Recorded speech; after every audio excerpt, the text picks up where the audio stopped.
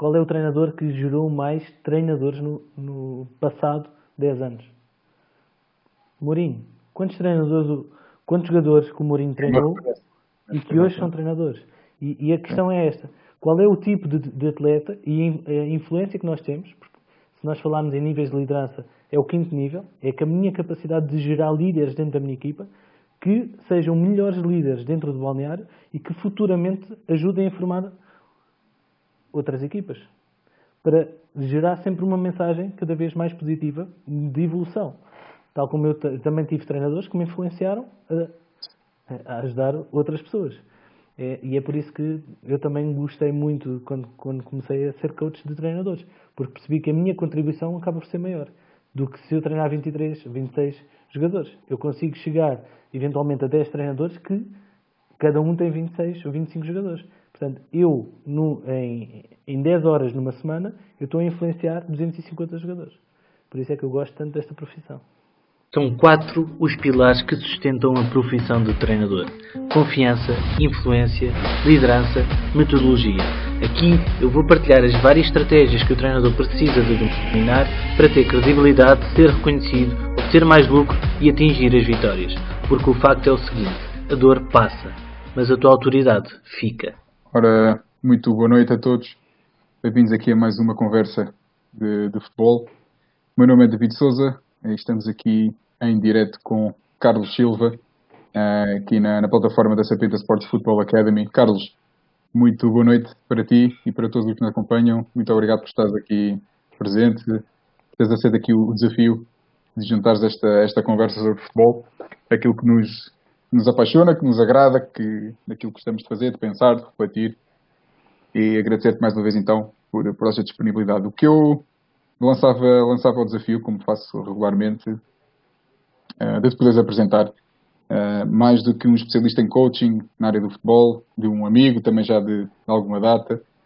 Tens um percurso profissional já bastante diversificado, além da idade ser curta, já tens aqui uma experiência muito interessante no que respeita ao acompanhamento de treinadores, de jogadores, de várias modalidades, nomeadamente do futebol. E aquilo que eu te pedia era para fazeres aqui na primeira pessoa, então, um bocadinho do foi teu percurso académico e profissional também, ao longo do tempo até aos dias de hoje. Fantástico, David. Obrigado por esta introdução. Obrigado também pelo convite, pela Sapienta. Dizer que a Sapienta tem contribuído muito para o crescimento dos treinadores e para esta contribuição, partilha de conteúdos mesmo de forma informal. Obrigado pelo convite. E falar um pouco da minha história. Basicamente eu sou um treinador comum, igual a tantos outros, que num determinado momento da sua vida, com 18 anos, não fazia ideia do que é que queria fazer no seu percurso. Foi incentivado por um colega na turma a fazer o curso de Educação Física. Eu pensava em ir trabalhar, nem sequer pensava em ser treinador. E entrei na Faculdade de Nutricidade Humana para fazer a licenciatura em Educação Física. Ao final de 3 anos, comecei a questionar-me o que é que eu lá andava a fazer. E até que descobri que gostava de treinar jovens, treinar os miúdos, e sempre fui muito ligado a esta área mais da relação com os atletas. Entretanto, quando faço a licenciatura em Educação Física, começo a dar treinos. Comecei nas escolas de animação do Estoril Praia, dos 5 aos 12 anos, e nesse mesmo ano também dei treinos na Geração Benfica e nas escolas de Academia de Sporting. A partir daí, com 22 anos, fui convidado para pegar numa equipa da Divisão de Honra, na Torre, e foi onde eu comecei o meu percurso mais com séniores, mesmo com 22 anos. Eu tinha sido jogador por lá. Também fui jogador nos campeonatos nacionais pelo Estoril Praia, e foi onde começou o meu percurso realmente como treinador a sério, a ter que apresentar resultados, por aí fora. E a verdade é que nesse ano eu desci de divisão. E é interessante que as descidas de divisão e, entre aspas, as porradas que a gente vai levando ao longo do nosso caminho é que nos faz procurar nova informação.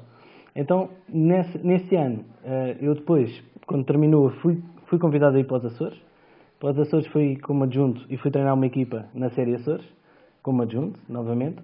Fazia todo o processo da metodologia de treino, porque o treinador principal era um ex-jogador que estava a começar, era a primeira época dele, e precisava de alguém que tivesse uma base sustentável de conhecimento da parte da faculdade.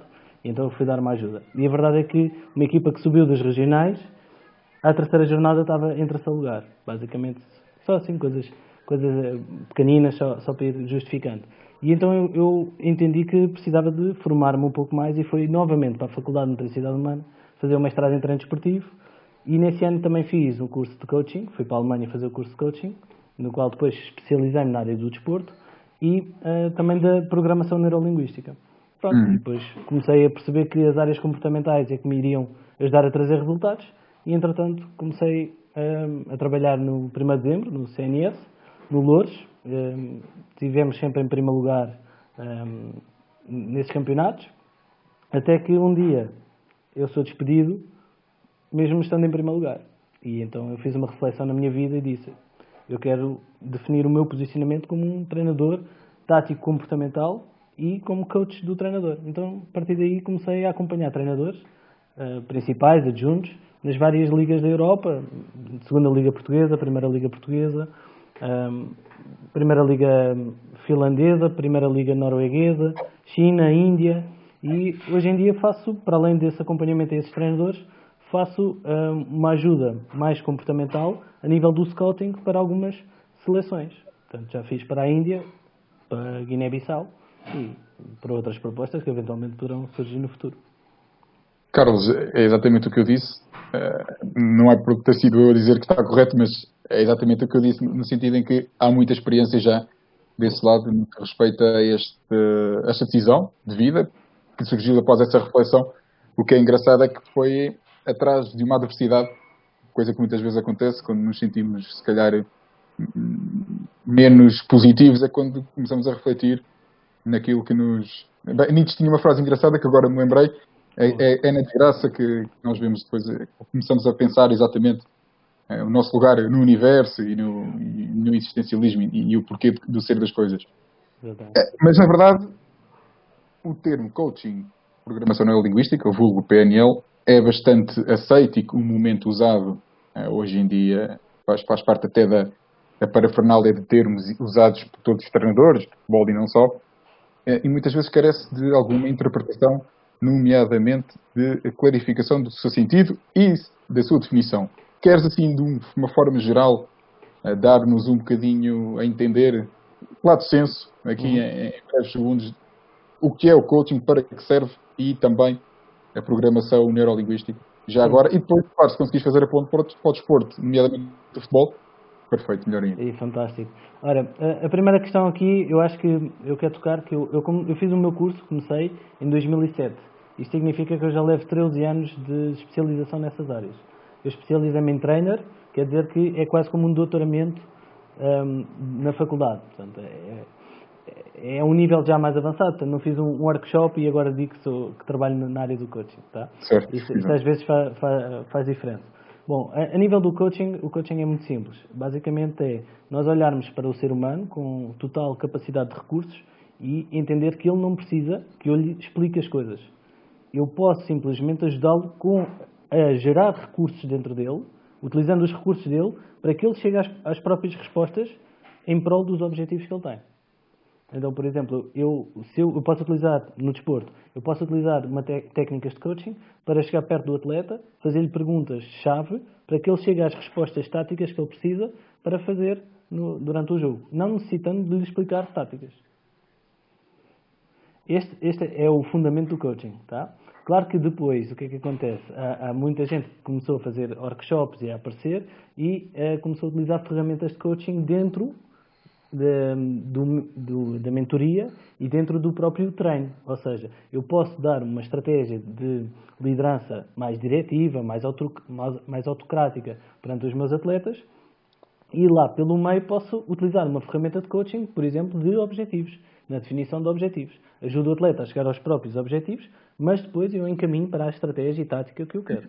Está bem? Portanto, o fundamento é o coaching ajuda a pessoa, neste caso atleta ou treinador, a definir objetivos e depois a estabelecer um plano e os seus próprios recursos para chegar. Ou seja, eu não preciso lhe dizer quais são as respostas ou o que é que ele precisa fazer para atingir os objetivos. No fundo, um facilitador até de um caminho mental para chegar a algum lado. Exatamente. Isto é o coaching. Agora, o que é a PNL? PNL, pelo seu nome diz, Programação Neurolinguística. Isto significa que eu vou programar o cérebro, a parte neurológica da pessoa, através da linguagem. A nossa linguagem provoca emoções na outra pessoa. A nossa linguagem provoca imagens para a outra pessoa entender a mensagem que nós estamos a passar. Então, se eu souber como é que funciona o cérebro da pessoa, eu consigo programá-la através das palavras certas para a pessoa certa. Este é o fundamento da PNL. Claro que depois a PNL pode ser muito direcionada ao nível do comportamento, em que falamos de âncoras, ou pode ser direcionada à identidade, onde nós falamos na quem sou eu. Quem sou eu como treinador, quem sou eu como atleta, qual é a minha missão aqui. Portanto, eu só estou no futebol para atingir reconhecimento, atingir lucro, ou eu tenho uma missão mais espiritual de fazer influência sobre os próximos atletas para quererem ser, por exemplo, um nível de superação como o Ronaldo, por exemplo. Poderá ser um trabalho muito dignificante para quem é coach de treinadores. Ajudar o treinador a descobrir essa missão, essa identidade, por aí fora. Agora, o que é que interessa aqui é que, por exemplo, o processo de coaching pode pegar na PNL e introduzir lá dentro as ferramentas da PNL, de comunicação. Certo. Este é o fundamento. Não sei se foi Sim. claro. Sim, creio que sim. Pelo menos parece-me que ficou aqui bastante evidente. Para além do que é, para que serve, a mais-valia do mesmo numa utilização no dia-a-dia. Até porque, não querendo fazer disto algo muito romântico, na verdade, o que todos os treinadores almejam, por melhor que queiram jogar, é também tentar ganhar o maior número de vezes possível. Essa é a gênese da competição, saudável, salutar entre as partes, no caso, no futebol. E, posto isto, a ideia também passa por perceber que estes mecanismos, estas ferramentas, servem, nesta componente mais prática, para atingir esse sucesso. E esse sucesso advém da compreensão de que nós temos esse potencial, pelo menos aquilo que prende as suas palavras, às vezes precisamos é daquele estímulo extra para conseguir atingi-lo. E estas ferramentas de coaching, psicológicas, de PNL, ajudam-nos precisamente a encontrar ou a perceber qual o melhor rumo a tomar perante uma decisão, perante um grupo, perante um contexto. É mais ou menos isto. Fiz assim uma súmula mais ou menos. Sim, sim. Sim, nós temos que ter aqui uma perspectiva de há a área da psicologia, ok? E dentro da psicologia há uma corrente que será o coaching, ok? Ou seja, o coaching está dentro da psicologia, mas é uma corrente. Basicamente é como se nós tivéssemos um modelo de jogo e estamos a olhar para um grande subprincípio. Tá? Okay. E depois aí é uma corrente que vai ser diferente dos outros princípios. Né? Ok. A mesma coisa acontece na Faculdade de Nutricidade Humana, por exemplo, quando nós temos uma filosofia mais direcionada a uma perspectiva ecológica ou quando nós temos uma filosofia mais direcionada, neste momento não me lembro de mais nenhuma porque foi a última que eu estudei. Foi a última, exato. Ok, portanto é uma corrente dentro da psicologia. Agora, o que é que nós temos de ter em conta é que quando se vai fazer um curso de coaching, o que nós vamos aprender é o coaching no geral. E o problema para o treinador, neste caso, ou quando vamos aprender psicologia no geral, o problema é que nem sempre a ferramenta está adaptada ao treinador aplicar.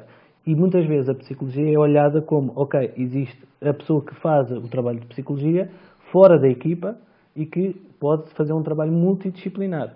A questão aqui, quando eu trabalho com o coaching e com o PNL, não é bem isto. É como é que eu pego num dos elementos da equipa técnica, por exemplo, um terceiro elemento que eu quero na equipa técnica, tenho o principal, o adjunto, mais tático, e um terceiro elemento, um tático comportamental, e consegue aplicar dentro do exercício de treino, dentro da comunicação, elementos e ferramentas de coaching e programação neurolinguística, dentro do treino e na comunicação com os jogadores, ou seja, é uma coisa muito mais dentro da estrutura. Excelente, eu acho que podíamos pegar por aí, porque parece-me que esse registro até mais prático pode ser interessante para conversarmos, para falarmos um bocado, até para mim, que tenho muito interesse nesta área, uma vez que muitas vezes, e há bocado falámos em off sobre isto, muitos treinadores, quando são questionados sobre a razão por que uma equipa, ou a equipa, neste caso treinam e orientam, ganhou ou perdeu, muitos deles utilizam as afirmações com construtos psicológicos referindo-se à motivação, à entreajuda, à empatia entre o grupo, até à capacidade de liderança, como sendo os principais fatores ou os grandes catalisadores de uma vitória ou até de uma derrota. Posto isto, a mim faz-me pensar que estas competências psicológicas devem ser treinadas até à exaustão por estes treinadores, uma vez que são tão importantes dentro do modelo ou da conjuntura contextual do treino e da visão deles enquanto treinadores e da visão que querem para a equipa. Mas, na verdade, muitas vezes isto não acontece. Portanto, as coisas acontecem de forma um bocadinho aleatória, caótica, sem haver uma consciencialização daquilo que é feito. E quando se pensam em modelos ou exercícios de treino, não estão presentes estas manipulações, chamemos-lhe, quer da linguagem para almejar um determinado efeito, quer até do comportamento que quer se ver efetivamente do jogador, nesse caso de entreajuda, de companheirismo, de estar sempre presente para o outro. Dentro do que é a orientação estratégica de jogadores, tudo isto é possível, sendo que o teu trabalho também passa por ajudar o treinador a obter esta consciencialização, precisamente como tu dizias, no teu caso, pretendias ser um treinador tático de comportamentos. Portanto, como é que isto pode ou não ser feito e se podias desvendar uma outra ferramenta para nos ajudar aqui a perceber melhor. Claro. Primeiro explicar porque que funciona assim, porque é que o treinador justifica muitas vezes, e já aconteceu o Fernando Santos, o Mister da seleção portuguesa, que já foi campeão da Europa, né? Falar que a equipa entrou dentro da competição, no primeiro jogo, e perdeu devido à ansiedade. E justificou. Agora, a minha questão é, será que eles treinam essa questão da ansiedade, a gestão da ansiedade, mas dentro do treino? Portanto, não é pegar na equipa, fora, e com alguém dentro dessa área, falar com a equipa dentro do balneário, ou numa sala de formação. Não é isso. É dentro do treino, como é que eu crio exercícios que provoquem a ansiedade. Para quê? Para gerar um princípio de treino que se chama psicoadaptação, dentro das áreas comportamentais, que é a minha capacidade de adaptação aos fatores psicológicos do contexto onde eu vou entrar dentro da competição. E neste caso será a ansiedade. Então, quanto mais eu treinar a ansiedade dentro do próprio treino, mais eles, quando entrarem, já estão psicoadaptados e, portanto, vão estar focados onde? Na tática que têm que aplicar. Então, mas porquê que o treinador pensa que isto é algo que tem que surgir? Eu faz-me lembrar aqui há alguns anos, quando o treino era muito físico. Então, a malta treinava os aspectos físicos, as qualidades físicas, e deixava um pedaço do treino para eles fazerem um jogo. Portanto, o que eles achavam é que a tática surgia num jogo, surgia do treino, mas que eles precisavam era estar preparados fisicamente. Hoje em dia, o que é que acontece? Os treinadores começaram a perceber que na tática precisam de ferramentas, como o modelo de jogo, os princípios, essas coisas todas, as condicionantes, os jogos reduzidos, começaram a perceber e a sistematizar ferramentas dentro da tática e continuam a fazer a mesma coisa, que é, olham para a área mais psicológica, mais mental, mais comportamental, como, aquilo surge. Então, no treino, aquilo há de surgir. Só que a questão é que nessa área já se começou a desenvolver ferramentas como os 5 níveis da confiança, a identificação do nível de confiança para poder perceber se eu tenho que gerar mais desafio ou mais dúvida no treino, se eu tenho que gerar mais confiança aos jogadores, se eu tenho que, por exemplo, provocar... Um dos exercícios que eu fiz muito nos Açores, assim, para mostrar como é que isto se faz na prática, era... O objetivo era que nós tínhamos uma equipa muito boa a defender. E eu quis instalar uma convicção na equipa que éramos a melhor defesa do campeonato. Se nós fôssemos a melhor defesa do campeonato, o que é que acontecia? O nosso objetivo era não descer, portanto nós iríamos andar sempre a meio da tabela para cima. Porque se nós olharmos para a diferença de golos, as equipas que têm golos superiores na diferença de golos vão andar sempre lá em cima. Então, eu queria instalar esta convicção e o treino comportamental começa por aqui.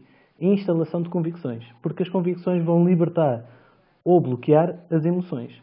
E as emoções, portanto, a ansiedade, a desilusão, as emoções é o que vai bloquear ou desbloquear a tática. Quando um jogador está ansioso, ele não vai ter a capacidade de libertar os seus recursos para chegar a respostas técnico-táticas. Portanto, por isso é que nós dizemos muitas vezes que a ansiedade não deixa o atleta estar no máximo de performance. Então, só que eu, para lidar com essa ansiedade, eu tenho que trabalhar a convicção. Isto é um ciclo vicioso. Ou seja, eu trabalho a convicção para gerar emoções que eu quero, confiança. A confiança vai libertar o comportamento tático que eu tive a treinar e o comportamento tático vai-me gerar mais resultados. Ora, se eu tenho resultados, eu continuo a acreditar que, através das convicções, que vou ter mais resultados, e isto é um ciclo vicioso para quê? Para o sucesso. Mas, se for ao contrário, é pior. Se eu achar que não sou capaz, uma equipa que esteja com 4 derrotas seguidas, por exemplo, ela começa a entrar num ciclo de desilusão ou descrença das suas capacidades. Se está num ciclo de descrença, ela vai gerar ansiedade. A ansiedade vai gerar bloqueio das respostas. Ele quer, mas o corpo não responde. Vai ter resultados negativos que vai comprovar a ele que não tem capacidade. Isto é um ciclo vicioso para quê? Para o insucesso.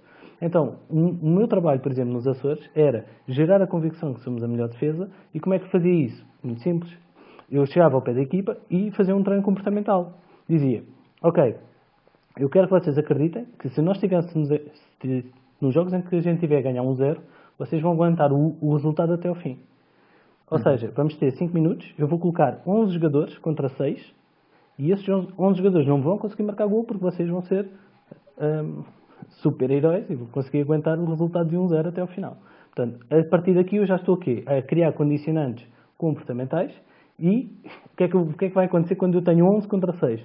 Os 6 necessariamente vão ter que se juntar, vão ter que, naturalmente vai surgir a vontade de ser coeso, de cooperar, por aí fora, através das condicionantes que eu estou a colocar no exercício. Claro que isto é um exemplo muito simples, muito básico, mas podíamos adicionar aqui como é que eu gero confiança nos dois centrais quando há uma substituição de um guarda-redes suplente que nunca jogou e vai entrar e os centrais têm que se sentir seguros para não deixar de haver remates, para que o guarda-redes que está a entrar inseguro não sofra gol. Portanto, toda esta questão depois mais coletiva também tem que ser treinada. E é possível ser treinada. Sim, de facto, gasto aqui numa questão bastante interessante, que é a questão do ênfase que tem que ser dado obrigatoriamente às emoções, porque o ser humano, numa lógica de decisão, a componente racional e emocional ligam-se. Não é possível, do ponto de vista até da evidência científica, o ser humano decidir ou só com razão, chamemos de racionalidade, ou só com emoção. Portanto, é na ligação das duas que emerge o comportamento, que emerge a decisão. Acontece que a emoção, muitas vezes, pela nossa essência, acaba por prevalecer a razão. E é nesta manipulação, chamemos assim, que é um nome que muitas vezes pode ser negativo, mas queremos dar aqui a ideia de que é no ajuste desta emoção, de que quantas emoções nós podemos dar, transmitir e prefazer no exercício, que muitas vezes se encontra a arte do treino. E aparentemente é possível, através do que estás a dizer agora, e bem, manipular, de certa forma, positivamente estas emoções e canalizá-las para aquilo que nós queremos. Apesar de não ser fácil, é possível. E dentro do trabalho que tu realizas, acaba por ser algo premente, certo? É por aqui que anda a ideia do treinador de comportamentos, quer depois também para o jogador de futebol, nesta caso a criação de exercícios que permitam esse tipo de comportamentos, e depois também para o treinador, perceber de que forma é que ele está a atuar e como é que ele pode melhorar o seu status quo, não é? Exatamente. Há aqui ferramentas interessantes. Há bocado perguntaste-me se existem ferramentas. Eu tenho definido aqui alguns conceitos que se chamam interruptores mentais. Existem vários com os quais eu trabalho, mas eu posso dar um exemplo muito prático. Por exemplo, o interruptor mental da escassez. Então, eu posso gerar escassez no meu treino para gerar mais objetividade dos meus jogadores. Então, se eu colocar um interruptor mental dentro do meu exercício, que é a escassez, eu, por exemplo, em vez de fazer um exercício de 5 minutos de finalização, por exemplo, em que eu tenho vários jogadores durante 5 minutos a fazer finalização, eu tenho mais ou menos uma ideia de que cada um vai fazer 4 repetições, 4 remates à baliza. Só que, em vez de eu chegar ao pé deles e dizer assim, ok, durante os próximos 5 minutos nós vamos fazer a finalização. Não, eu vou dizer, ok, nos próximos 5 minutos cada um vai ter 4 remates. E desses 4 remates, eu quero ver qual é a percentagem de sucesso de cada um. Só isto, o que é que eu estou a fazer? Eu estou a criar um interruptor mental de escassez nas oportunidades de finalização. Que eles tinham os 4, mas eles não estavam conscientes para isso. Agora, isto é uma estratégia consciente da parte do treinador a provocar, para quê? Para provocar aquilo que ele quer, que é aumentar a concentração da parte dos jogadores.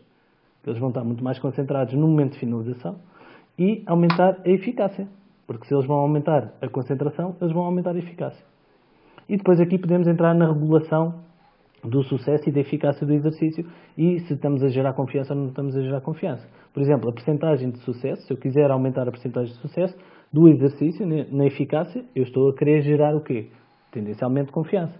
Quando eu quero provocar menor eficácia no exercício, estou a provocar o quê? Maior dúvida. Se calhar foi isso que faltou ao Benfica, eu não sei porque eu não vi o jogo, mas quando eu soube que o Desportivo das Aves estava a ganhar ao Benfica 1-0, logo na primeira parte. Portanto, Sim, sim. o que acontece aqui, provavelmente, eu não sei, mas faço uma projeção, é que quando um grande, em primeiro lugar, tem 14 vitórias não é? E apenas um jogo em que perdeu pontos, e vai jogar com uma equipa que tem 6 pontos, o que é que acontece? Tendencialmente, eles não sentem desafio nessa equipa, nesse jogo. Então, eu como treinador, por exemplo, eu tenho que pegar no meu microciclo e eu tenho que pensar como é que eu vou desfazer o excesso de confiança daquela equipa. E a eficácia, por exemplo, é uma das formas de tocar nos níveis de confiança. Isto Excelente. de forma muito simples, muito prática. Claro, E faz todo sentido. Pá. claro que há aqui outras coisas há outros interruptores, por exemplo, que podemos ir acrescentando, mas de forma muito simples para começar a perceber estes conceitos. Certo, ou seja, no fundo é a manipulação até do microciclo, ou do morfociclo padrão, enfim, aquilo que é a nomenclatura que mais se ajustar a cada um, pensado de forma a gerar emoções ao longo da semana de trabalho, digamos assim. E tendo que essas emoções transcendam o comportamento, façam com que o comportamento se ajuste ou se altere para um estado do jogo que aí vem, estratégico. Exatamente. Se eu sei que vou jogar contra o último classificado, pegando agora nesse exemplo, a estratégia tem que passar comportamental ou de enfatizar emoções e comportamentos, tem que passar por uma ideia clara daquilo que nós queremos, uma vez que aqueles indicadores que referiste bem podem vir ao de cima. E faz todo sentido. Agora, essa criação de exercícios, tendo em conta essas estratégias psicológicas ou de comportamentais, chamemos-lhe, não são fáceis de chegar lá, pela tua experiência. Muitos dos treinadores têm resistência em pegar nessas estratégias como sendo o enfoque para o trabalho em si, porque estamos muito reféns, bem ou mal, enfim, da técnica, da tática, da estratégia. E muitas vezes esquecemos de que essas próprias definições já deviam contemplar o que tu acabaste agora de referir. Parece-te que ao longo daquilo que vais conhecendo também, da experiência que vais assimilando, já estamos treinadores de futebol mais assimilados para esta realidade, que é tão ou mais importante trabalhar estes aspectos como os outros? Sim. A primeira coisa que quer dizer em relação a isso é que o treinador não tem culpa. Primeiro porque não é ensinado nos cursos que existem. Portanto, no curso da federação, nas faculdades, ainda não falam muito a estes níveis. Aliás, eu na faculdade, quando eu quis fazer a minha tese relacionada com estes conceitos, eu fui aconselhado a não me direcionar a minha tese para aí. Porque iria encontrar muitos problemas, porque iria mexer com conceitos, iria mexer por aí fora. E a verdade é que isto já foi em 2013, portanto já passou 7 anos e eu depois tive a oportunidade de desenvolver mais estes conceitos.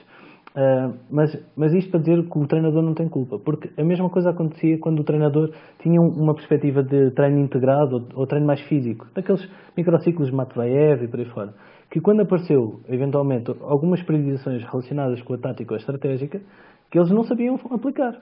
Portanto, eles não sabiam. Portanto, o desconhecimento leva a que o treinador se sinta inseguro, e se eu me sinto inseguro eu não vou estar a aplicar uma estratégia que me pode levar à derrota, e eu prefiro fazer aquilo que eu conheço. Como não é conhecido, ou como não é tão prático, tão exposto nos cursos, é normal que o treinador se mostre um pouco resistente. Sim, faz sentido, obviamente, é isso mesmo. Tendo em conta agora... Inicialmente, atenção, resistência inicial, porque a partir do momento em que se começa a explicar estes conceitos de forma tão prática, porque alguns treinadores já o fazem, agora não fazem de forma consciente, com intencionalidade. Fazem porque surgiu. Porque intuitivamente acharam que podiam fazer. Só qual é que é o problema disso? É que acabam por não ter uma receita. E aqui a questão das receitas, há muita gente que diz que não há receitas para isto, mas a verdade é que há, porque se eu hoje for fazer um bolo sem receita, eu vou fazer uma porcaria. Mas se eu pegar na receita da minha avó, eu vou perceber que existe uma quantidade de ingredientes necessária e qual é que é a ordem sequencial. E aqui acontece a mesma coisa. Eu tenho que perceber que, por exemplo, se eu sou uma equipa a meio da tabela e vou jogar com um grande, eu tenho que ter um microciclo padrão, diferente do microciclo padrão, quando eu for jogar contra o último. Porque a necessidade emocional vai ser diferente. A instalação da confiança, a instalação do compromisso, a instalação da motivação, todos esses fatores é quase como uma mesa de DJ. Eu vou aumentando ou diminuindo de acordo com aquilo que eu preciso de instalar na minha equipa naquele microciclo. Portanto, eu tenho um microciclo padrão a nível tático, mas tenho que ter um microciclo variável de acordo com o tipo de adversário, o tipo de convicções que a equipa tem sobre ela própria e por aí fora. Exatamente. Está uma súmula perfeita. Acho que é perceptível aquilo que queres transmitir. A mim parece-me bastante evidente que o conceito de holístico é, hoje em dia, aquilo que se procura. Terem atenção o maior número de variáveis possíveis, o maior número de comportamentos possíveis para que possamos intervir de forma efetiva, ou mais efetiva ainda, controlando cada vez mais os pormenores do treino, aquilo que é a evolução dos comportamentos estratégicos, táticos dos jogadores. E neste caso até comportamentais ao nível da psicologia aplicada ao comportamento. E aquilo que me traz também algumas dúvidas é na criação do exercício, neste caso para um modelo específico do jogo, a lógica da identidade. Ou seja, nós querendo ter uma forma de jogar própria, uma identidade que chegar ao ponto de olhar para uma equipa a jogar e definir aquela equipa é de treinador X ou Y, o que promove aquela identidade que muitas vezes se almeja, até que ponto é que, pegando nesta ideia de identidade, promovendo esse tal modelo de jogo, pode colher esta ideia de comportamento e de manipulação, esta palavra que está a sair agora muitas vezes, mas de manipulação do que é o comportamento para esta identidade. É fácil, difícil, é possível, não é? É mais propenso a resultar ou não atuar desta forma. Boa. Para explicar de forma prática este assunto, eu gostava de fazer uma pergunta. Pode ser, David? Vamos a isso. Tu achas que és uma pessoa, portanto, estamos a falar ao nível da tua identidade, ok? Achas que és uma pessoa organizada ou desorganizada? Eu diria, fruto aqui das minhas crenças, que me considero relativamente organizada. Ok, ponto. Então, organização é um comportamento. Ok. Portanto, quando eu pergunto se és uma pessoa organizada, o que eu estou a fazer é pegar num comportamento teu e direcionar para a tua identidade. Quando eu tenho um método de treino, por exemplo, o Guardiola, um método de jogo em que eu estou a fazer um futebol mais apoiado, mais organizado, mais posicional, o que eu estou a fazer ao dizer que a identidade do Guardiola é um tic-tac ou este futebol apoiado, eu estou a pegar no método dele e direcioná-lo para a identidade dele. Só que a identidade é muito mais do que um método, porque ele também marca gols em contra-ataque. E se calhar, às vezes naqueles jogos mais complicados, é isso que vai fazer a diferença. Portanto, a identidade não pode ser a elevação de um comportamento para a representação da pessoa ou a representação da equipa. Porque aqui a identidade da equipa é a mesma coisa que a identidade da pessoa. De forma mais prática, a identidade da pessoa pode ser direcionada para uma convicção que ela tem dela própria, mas direcionada a uma competência comportamental. Eu sou agressivo. Por exemplo, as minhas equipas, eu defino sempre 3 critérios: superação, vitória e competitividade. E isto vai representar as 3 características de identidade da minha equipa. Portanto, qualquer treinador, qualquer jogador que veja um jogo da minha equipa, no final do jogo ele tem que dizer: olha, Carlos, a tua equipa esteve sempre à procura da superação em cada momento do jogo, procurou a vitória e é altamente competitiva. Isto é diferente de eu dizer que eu posso fazer estes 3 critérios, aplicar transições ofensivas, contra-ataques, posse de bola, por aí fora. Por exemplo, quando falam que o Mourinho é um treinador mais estratégico, basicamente o que estão a dizer é que a identidade dele é que procura adaptabilidade em cada jogo. Portanto, a identidade do Mourinho será adaptabilidade. Não sei se consegui ser concreto relativamente a... Sim, parece que sim. Aqui a questão também se prende com de que forma é que nós, através deste processo de atuação junto dos jogadores, nomeadamente estratégias de alteração do comportamento, tendo em vista estas premissas psicológicas, nomeadamente a superação, a transcendência, a concretização de objetivos, de que forma é que nós podemos, do ponto de vista prático, até na construção de exercícios, chegar a essa forma de atuar, de implementar um modelo, implementar uma ideia com exercícios, para que eles possam, ao mesmo tempo, sentirem-se realizados naquilo que estão a fazer e seguirem a ideia do treinador. Porque, no fundo, aquilo uma frase que também é bastante usada por mim e que me caracteriza bastante é que o treinador não é mais do que as suas ideias, do lado de senso. E as ideias é que transformam outras pessoas. E neste sentido, o que é que te parece que pode ser usado? Boa. A primeira coisa que temos que entender é que existem ferramentas práticas para introduzir dentro do clube ou da equipa a identidade. Então, por exemplo, o que eu tenho que fazer é criar um modelo de liderança que vou interligar com um modelo de jogo. Então, por exemplo, eu quero que o meu modelo de jogo seja mais com características da minha liderança, que é altruísta. Altruísta é a minha capacidade de colocar-me no lugar do outro para sentir as dificuldades dele. Ou para sentir o que é que ele precisa de mim e que os meus pontos fortes lhe podem favorecer. Isto é o altruísmo, tá? Dentro de um modelo de liderança. E agora vou introduzir isto. Como é que eu vou introduzir isto dentro do modelo de jogo? Então eu posso introduzir isto na velocidade da circulação da bola. Então, por exemplo, imaginando que eu tenho um defesa esquerdo, que ele pode receber a bola do central no pé, um bocadinho atrás ou um bocadinho à frente. Se ele tem espaço entre o jogador que está a marcar, que é o extremo, e ele precisa receber a bola um bocadinho mais à frente, porque se ele der um primeiro toque, deixou o extremo fora da capacidade de ir fechar o espaço, eu tenho que ter a capacidade como central de meter-lhe a bola 1 metro à frente para ele receber. E isto é o quê? É a aceleração da bola. Mas isto na prática. Mas o que eu quero que o central tenha como competência é o altruísmo. É ele pôr-se na capacidade do lugar de defesa esquerdo para saber onde é que ele precisa de receber a bola. E aqui estamos a fazer o quê? Precisamos de definir um conjunto de características comportamentais que eu quero para a minha equipa. Altruísmo, mais combatividade. Eu não gosto de chamar muito agressividade, gosto mais de combatividade. A agressividade muitas vezes pode levar o jogador a ser demasiado agressivo, que depois leva cartões. Exatamente. Exatamente. Portanto, a combatividade é de ser combativo, de combater. Várias características que eu quero: persistente, resiliente, e depois pego como é que isto é transferível para os comportamentos técnico-táticos. E depois começo a treinar e a fazer a ligação disto tudo. Sim, deixa-me lembrar aqui um caso interessante. Num exercício a decorrer, um jogador pegou-se muito à bola, sendo que tinha, do ponto de vista viável, 2 ou 3 linhas de passe. Mas a ideia dele era conseguir desenvencilhar-se do adversário para que ele próprio pudesse proteger o ego. Ou seja, eles estão-me a tentar tirar a bola, já estão aqui há 10 segundos, 15 segundos, não estão a conseguir. Eu tenho 1, 2, 3 colegas onde posso colocar a bola e desenvolver a jogada a partir dali, desenvolver o lance, mas não o estou a fazer precisamente porque quero sentir que sou capaz de. E naquele aspecto, a identidade da minha equipa prendia-se com a ideia de trabalhar em conjunto, em equipa, em sermos verdadeiramente um grupo que deixasse essa condição do ego um bocadinho mais à parte e que pudesse prevalecer a ideia do coletivo.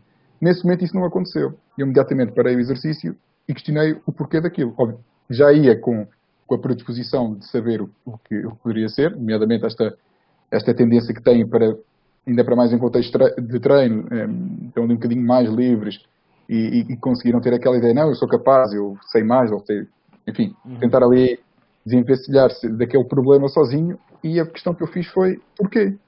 Tens 2, 3 colegas que podiam seguir com a bola, com o lance, e não o fizeste, e estás a prejudicar o conjunto a favor do individual.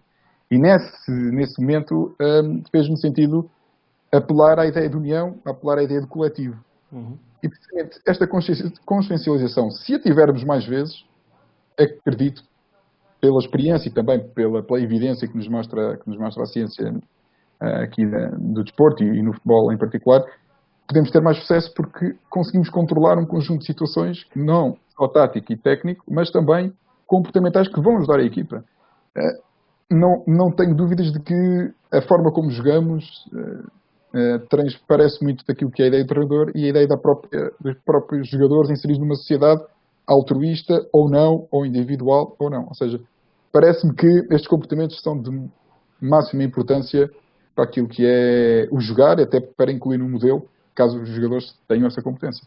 Parece que faz sentido aqui esta reflexão, não? Claro que sim, claro que sim. Por acaso tenho curiosidade, qual foi a resposta dele? A resposta foi precisamente de que queria manter a posse de bola porque achava que tinha condições para o fazer. E então a minha ideia foi. Mas a questão ali é que ele não estava a desenvolver mais do que aquele metro quadrado de jogo, 2 metros Claro quadrados. que sim, claro que sim. A minha pergunta é mais específica, que é qual foi a resposta dele, a intenção positiva dele? Precisamente a intenção dele, a resposta dele, Uhum. depois da minha interpelação, foi: ok, mister, tem razão. Foi isto. Ok, Por acaso até correu bem do claro, ponto de vista daquilo que eu queria que fosse a resposta. Portanto, claro, foi ao encontro daquilo que eu esperava. Até porque me pareceu, isto sem pretenciosismos, claro que naquele sim. momento calhou bem a minha intervenção e aquilo acabou por ser benéfico.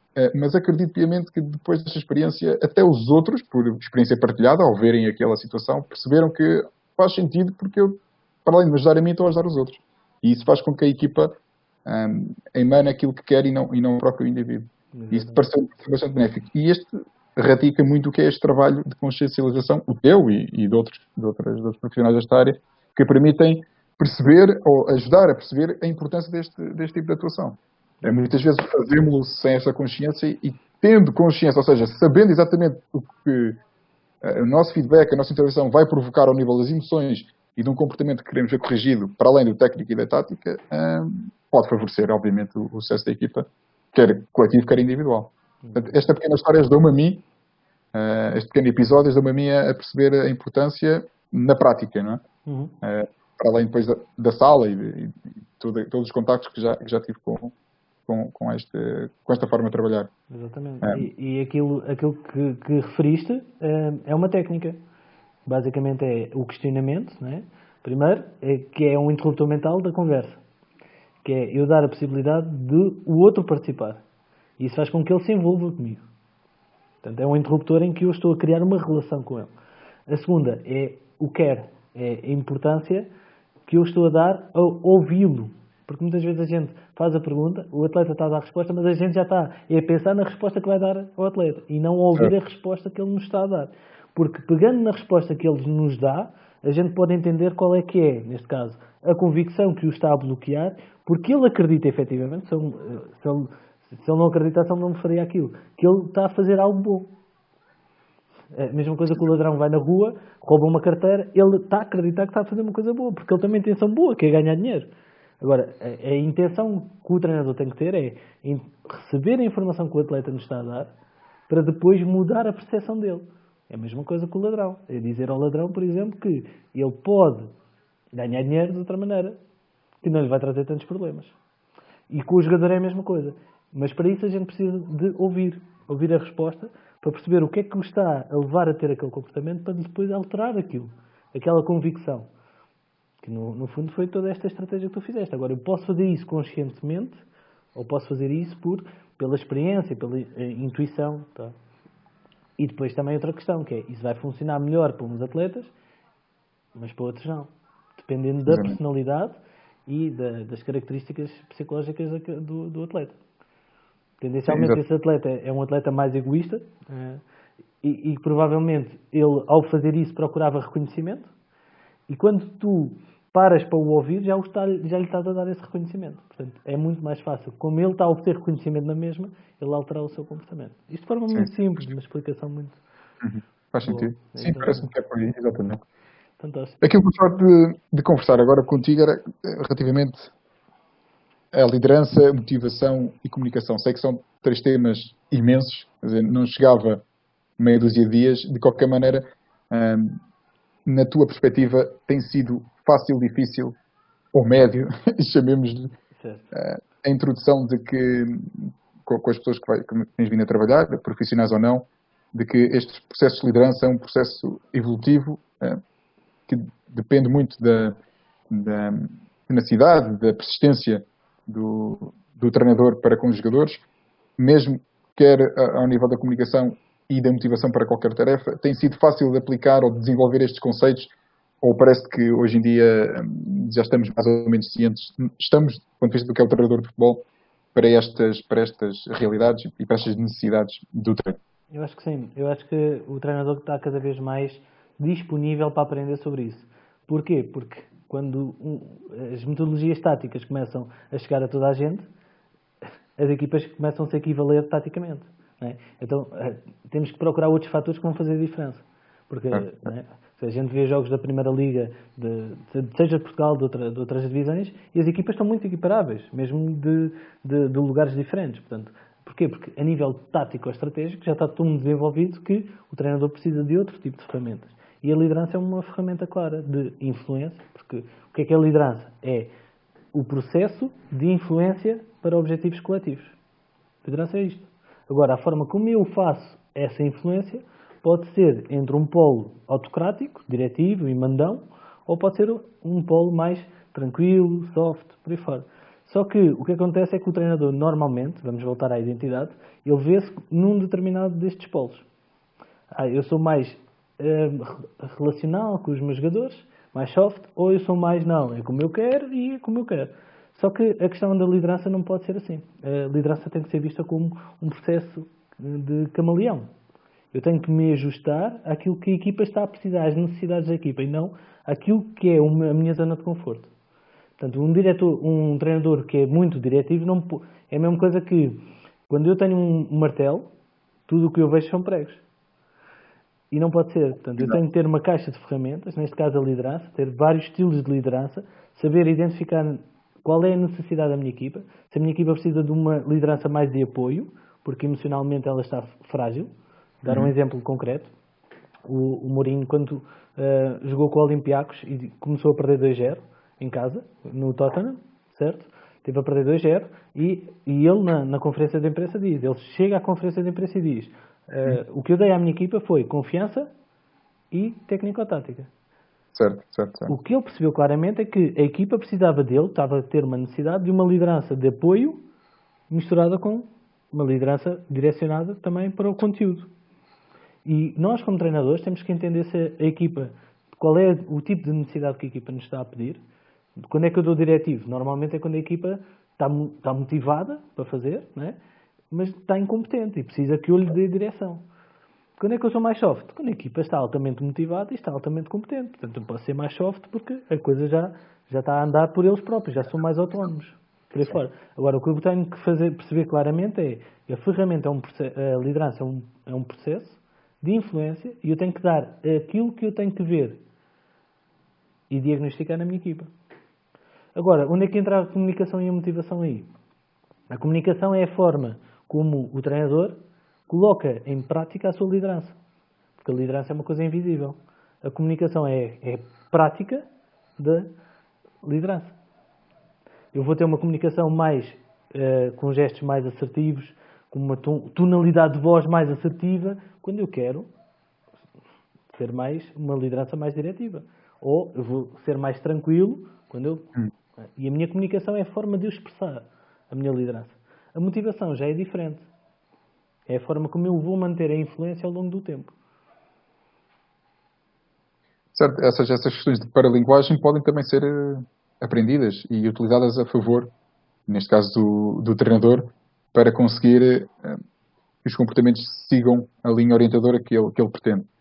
Dentro do que é esta linguagem que se quer unânime ou mais ou menos orientada para o modelo da equipa, há assim algum exercício, do ponto de vista prático, que te lembres ou que te possa objetivar uma estratégia de chegar ao modelo de jogo ou uma identidade, chamemos que tu revejas que possa ter assim mais impacto ou que te lembres tenha tido mais impacto só para partilhar.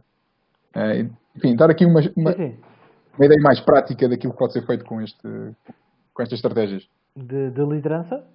Precisamente, sim. Boa. Muito simples. A própria estrutura do exercício está a demonstrar o tipo de liderança que nós utilizamos.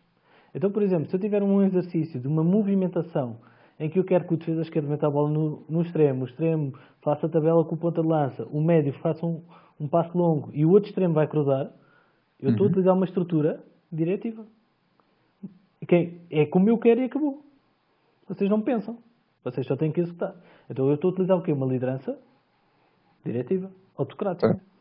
Portanto, a própria estrutura do exercício está a levar a mostrar como é que eu quero que a equipa entenda a minha liderança.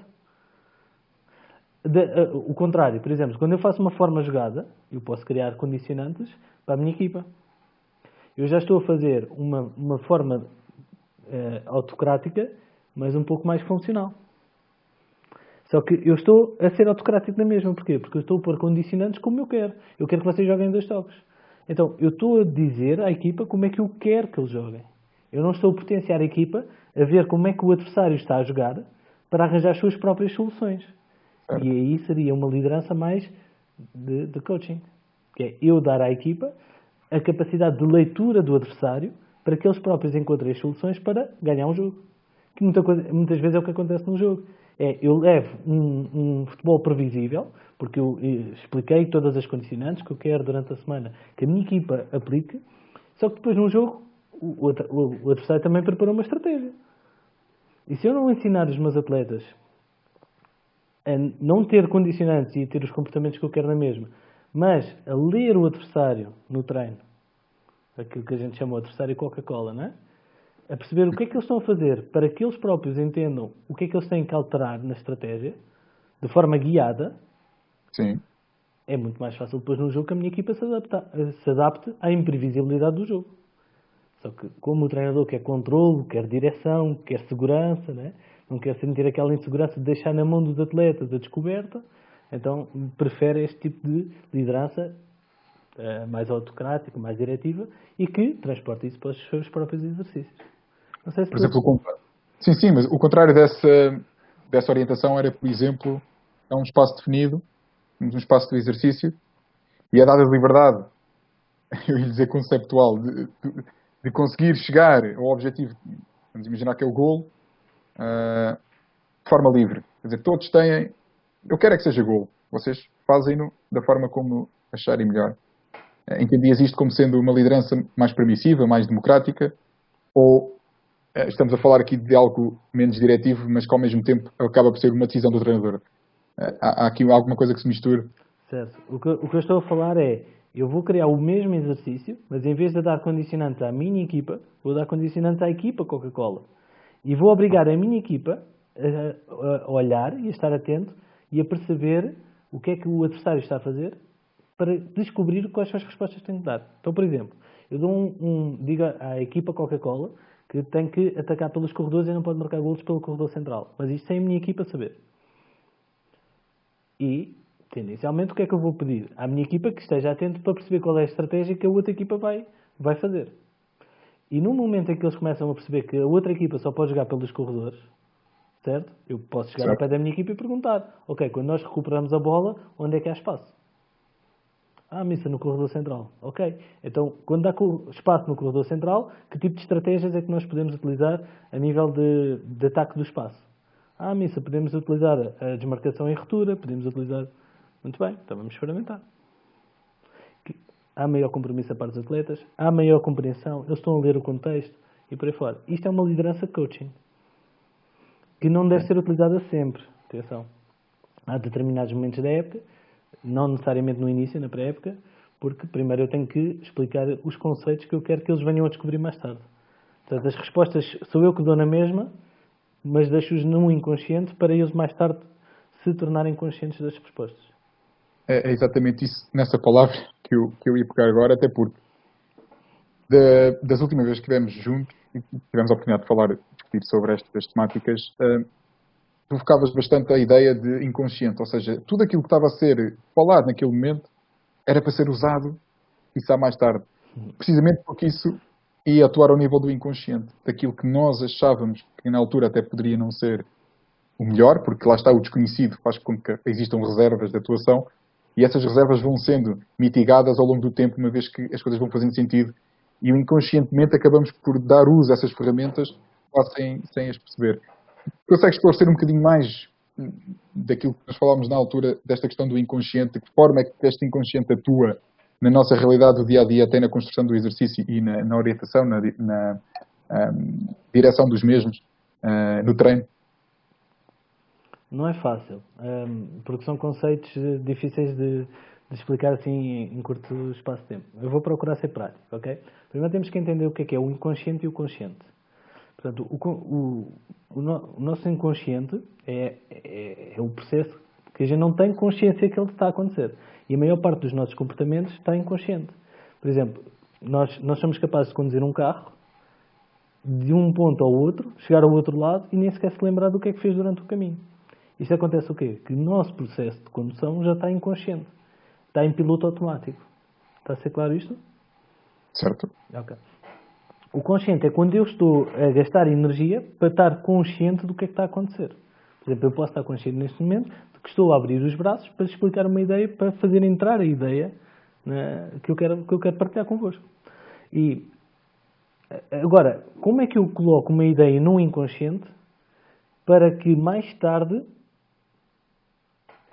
a pessoa chegue lá? É muito fácil. Ao longo desta sessão, eu fui falando de vários conceitos.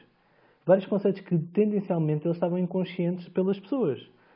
Portanto, como é que é os níveis de confiança, como é que... Portanto, eles estavam no treino, mas a pessoa não estava consciente que eles existiam. Ok?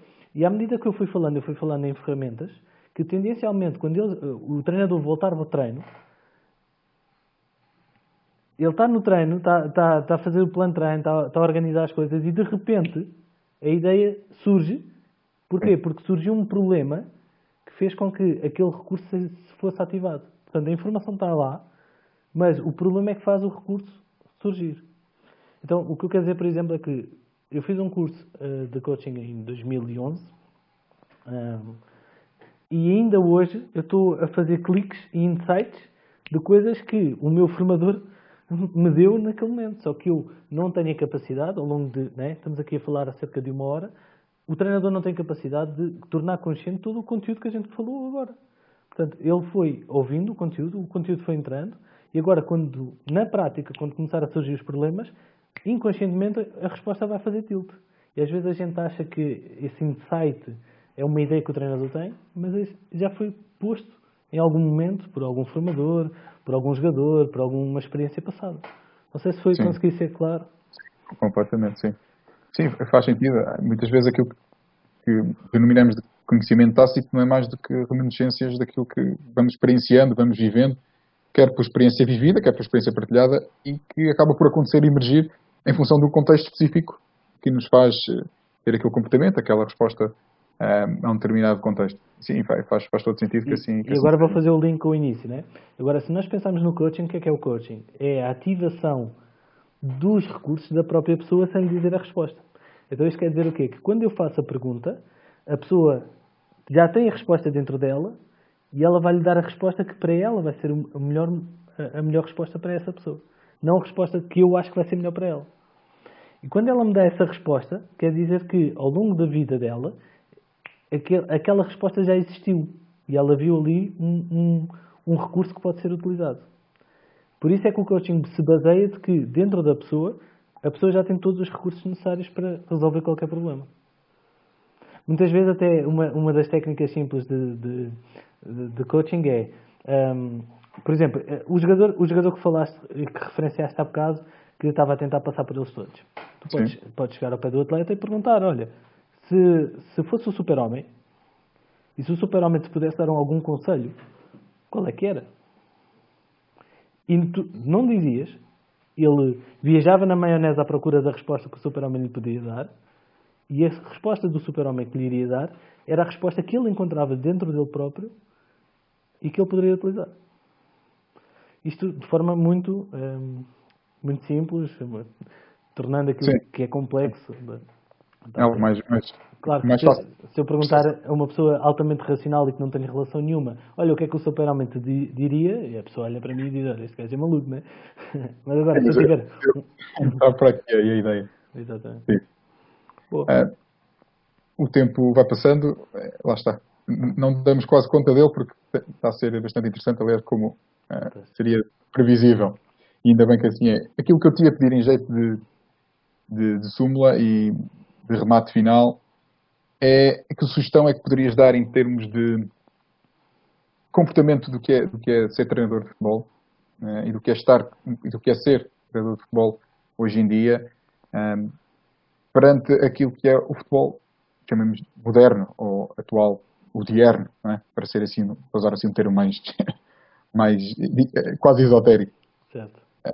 Em termos de sugestão, de conselho, do que é o coaching, do que é a manipulação dos comportamentos, que conselho ou que sugestão é que tu podias dar para consciencializar cada vez mais os treinadores para esta prática, uma vez que é, para além de benéfica em termos de, parece-me, traduzir-se na melhor competência dos jogadores, melhores seres humanos até, porque consciencializam os seus comportamentos que estão a assumir, acaba por ajudar ao sucesso da equipa, ajudar ao rendimento da equipa. Sugestão, conselho, para além de abordarem estas técnicas, podias dar aqui estes jovens ou até adultos treinadores que façam ou que queiram fazer do uso desta prática algo mais consciente. Exatamente.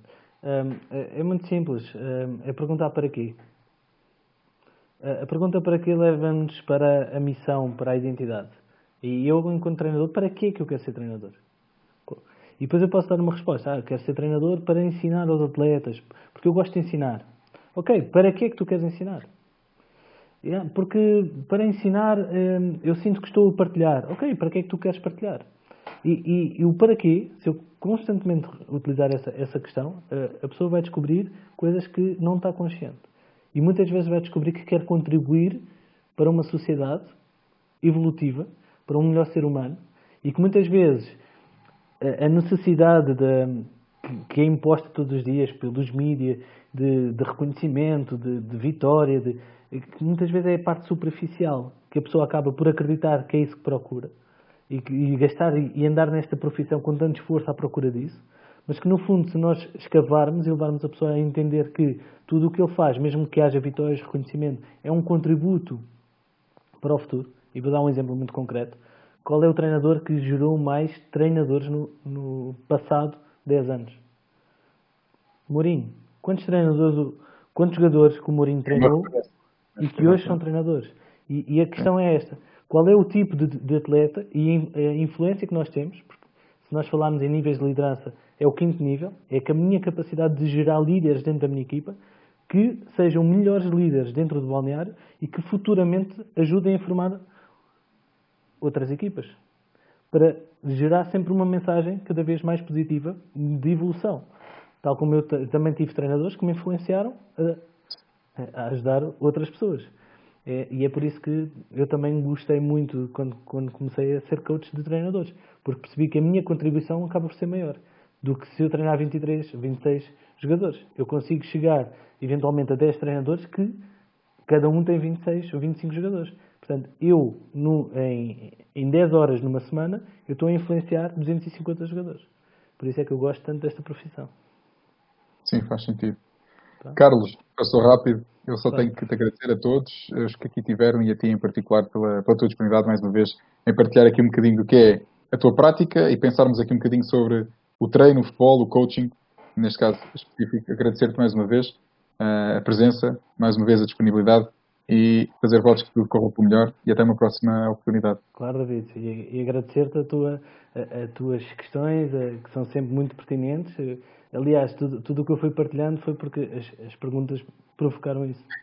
Tá? Olha, muito obrigado a ti e a todos que nos acompanham. Até uma próxima oportunidade. Muito obrigado. Uma boa noite. Obrigado.